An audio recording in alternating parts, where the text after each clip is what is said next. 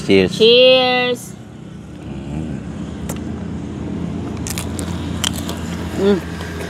Walang sausawan. Sausaw natin. Ayan. Ayan, isang mapagpalang araw sa iyong mga kautol. So nandito pala ako sa isang probinsya sa Thailand dahil meron akong nabalitaan na nagtitinda ng lechon na parang sa Pinas. Kaya eto, napanood ko siya sa social media. Kaya wag na natin patagalin to. Tara, samahan niyo ako. Let's go!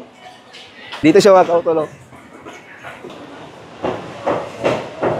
Ito siya mga kautol. Bawal natin ipakita yung ulo eh. Ito yung lechon nila. Wow! Kaulay ng kilo ka. So more on tanglad talaga ang laman niya mga kautol. Ang bango ng tanglad. So ang Thai style is more on tanglad.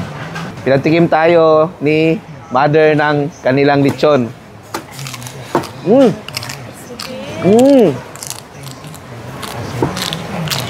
Grabe ang crispy.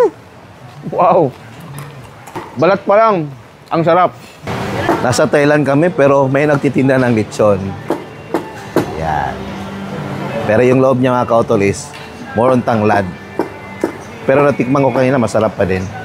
Alright mga kautol, so eto may hinala tayong balat ng lechon. Pero meron din itong mga laman-laman na binili natin sa isang market dito. Hindi ko na-expect na meron palang nagtitinda dito ng parang Pinas lang din. Pero yung ingredients lang niya, more on tanglad siya mga kautol.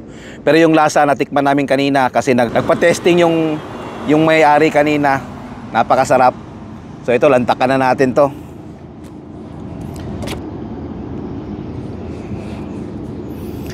So pan natin. It's mukbang time. Ito pala sa usawa, no? Mang Tommy tsaka suka. Suka.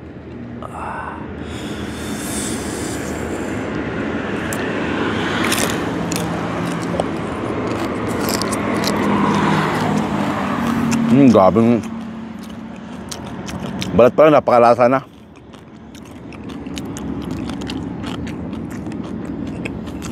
Dagiti, diba?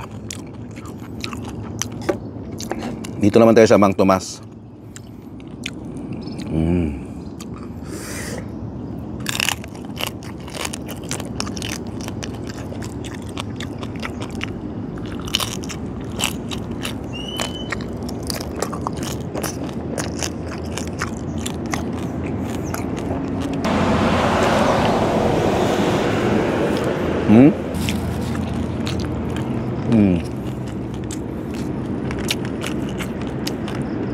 Yung ribs, oh, na natin.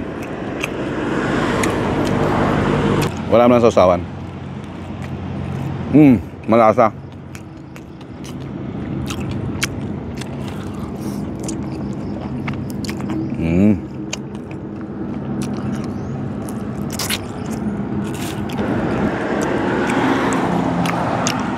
Suka ulit.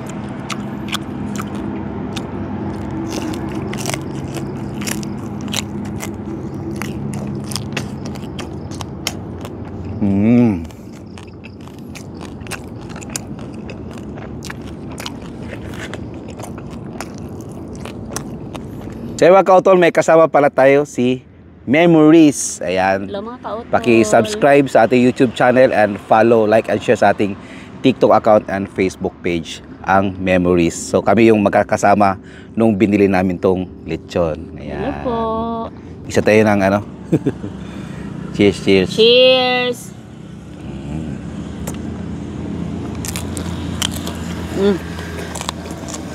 Crispy. Yung lasa, tama, no? Yung balat pa lang, malat na, no? Malasa pala yung Thai lechon. Diba? Kahit puro tanglad lang, malasa. Ang crispy. Grabe.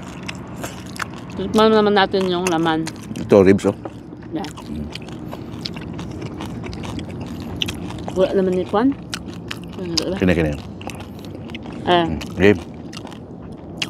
Titikman naman natin ang laman. Laman. Walang sausawan. Malasa ha. Pag ganyan mo, yung aftertaste may tanglad talaga. So, dami ba naman ng tanglad kanina?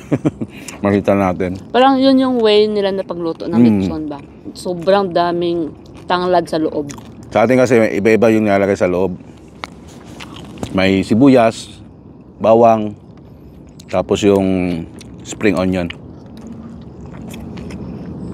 Sa kanya parang asin lang, tapos maraming tanglad. Kasi ang daming tanglad talaga yung nilalagay nila sa Thai lechon.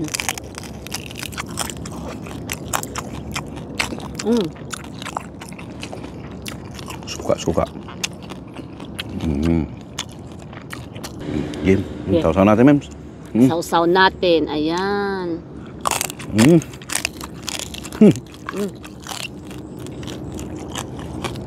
Crispy.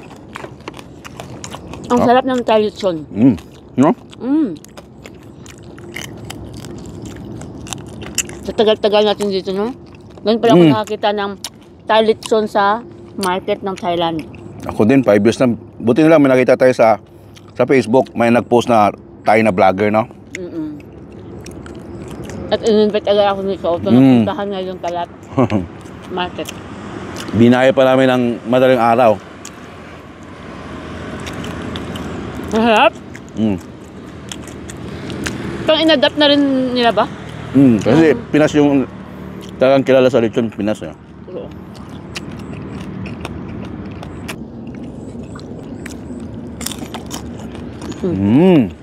Kanamit gid!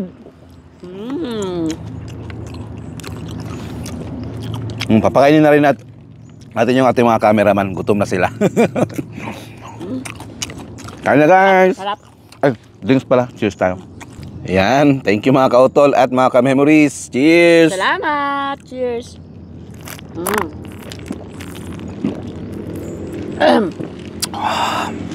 Sarap!